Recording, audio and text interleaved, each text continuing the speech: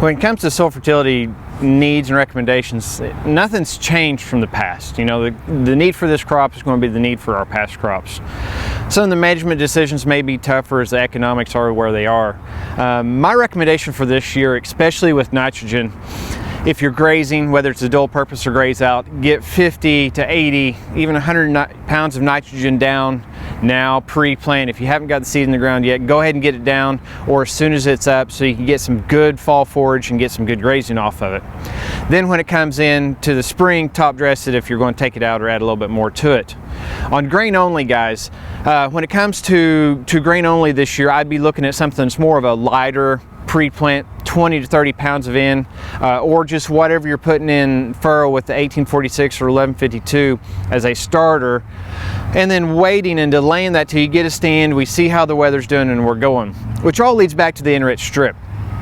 So my overarching recommendation is for anybody that's grazing 50 to 80 pounds of nitrogen up front, put an enriched strip out in the field.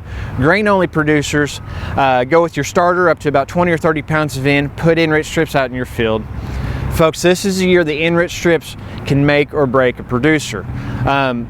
Precision technology is really adopted at high levels when there's a lot of money flowing around in the market. People really like technology, really like trying new things.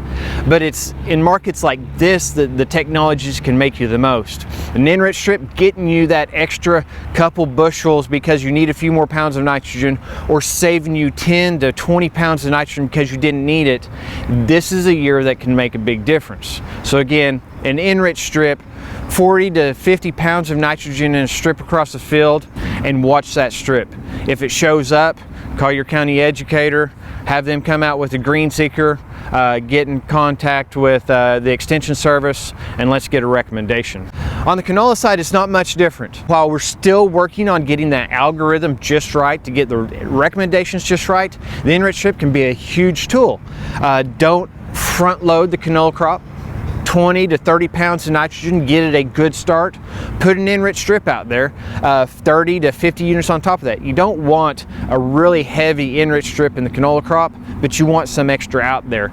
Keep an eye on that strip. If it starts growing, it's usually just a bigger, bushier plant, and in the spring, that's when you really might see it, is that spring regrowth. It will get up out of the ground a little bit quicker, and that's when you know you need to get in there with some top dress. We're honestly still working on the right timing on the enriched strip and canola, but I think it's a very useful tool.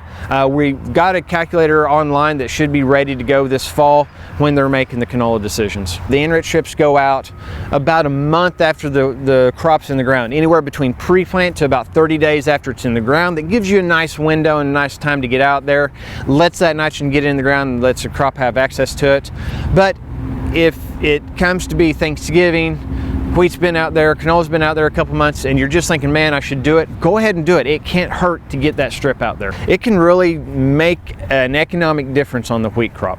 Some other tools that we've got that's been recently put out by Oklahoma State on the app side is a grain drill calibration app. It can help you calibrate for canola. It can help you calibrate for wheat seed and fertilizer. You can find that link at the SunUp website.